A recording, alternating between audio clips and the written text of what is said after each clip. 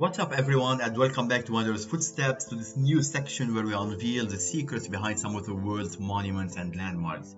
Today, I'm taking you with me to Slovenia, and more precisely to Ljubljana. If you've been to Ljubljana before, you might have passed by the statue of France Prešeren, a legendary poet. The story of his life and unfulfilled love will amaze you. France Prešeren is a legend born in the year 1800. He wrote many poems in his life.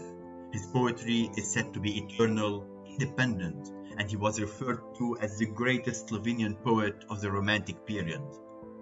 That created a contrast with his life, because in reality his life was a very unhappy and a sad one. However, Preseren was a kind of myth, a hero in Slovenia. He was recognized as the greatest Slovenian poet. But what is this unfulfilled love story?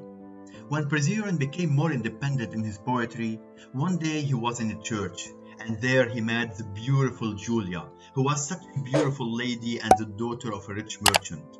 She became his muse and inspirations for most of his poems. He had so many emotions that he wrote a raft of sonnets published in 1834 just dedicated to Julia. He was madly in love with her. However, she was a rich girl and he was a modest and poor poet. Social differences made it impossible for them to be together. He did everything in his power to change his life. He even studied to become a lawyer. He succeeded for a short period of time. However, he died only a few years later. His life was filled with unfulfilled and unfinished moments. While he was dying, he again proclaimed his eternal love to Julia. And now, years after their death, the lovers are still looking at each other.